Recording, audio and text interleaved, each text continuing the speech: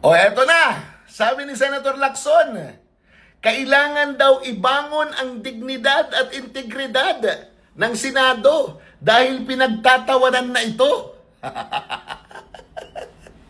With all due respect, sir, noon pa, nung ikaw yung Blue Ribbon Committee Chairman, pinagtatawanan na kayo dahil yung investigasyon mo, wawardi-wardi. To the left, to the left, to the right, to the right.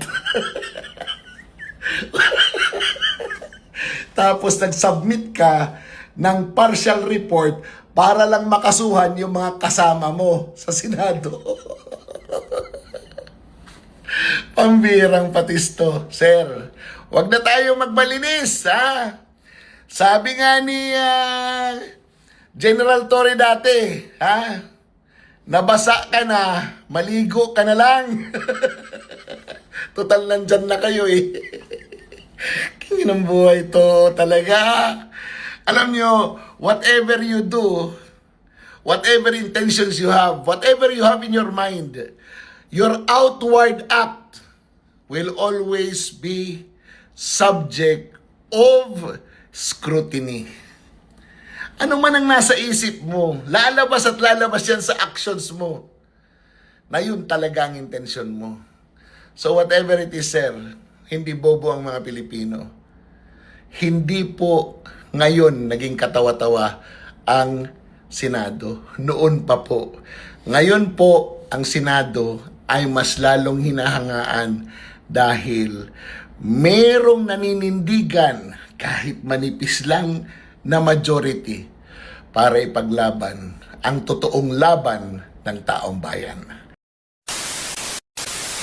O eto na, sinabi ni Senator Soto na hindi chat siya o con-us ang pinag-uusapan nila ni Speaker Bodjedi nung magkita sila sa Soler. Kung hindi, Honma, TW, na pamalo sa golf. Kayo naman eh. Mga golfer daw sila, kaya pumunta sila sa Soler. Nag-usap-usap sila para sabihin, uy, may bago yung Honma na pamalo. TW.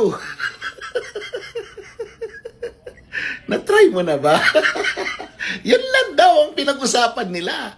At meron lang mga dumating na nagsabi na si Ping Lacson daw dumating doon. Sinabi, ilan ba yung rooms ng bagong building ng Senado na ginagawa? Kasi kung magkakaroon ng regionalization, eh magkakasya ba doon? Mga ganun lang daw. Wala namang ganun. Pumunta kayo sa Soler. Nag-usap kayo doon para lang sa golf club. Eh di dapat pag nag-golf kayo, yun ang pag-usapan ninyo. Pinaglololoko nyo kami. Hoy!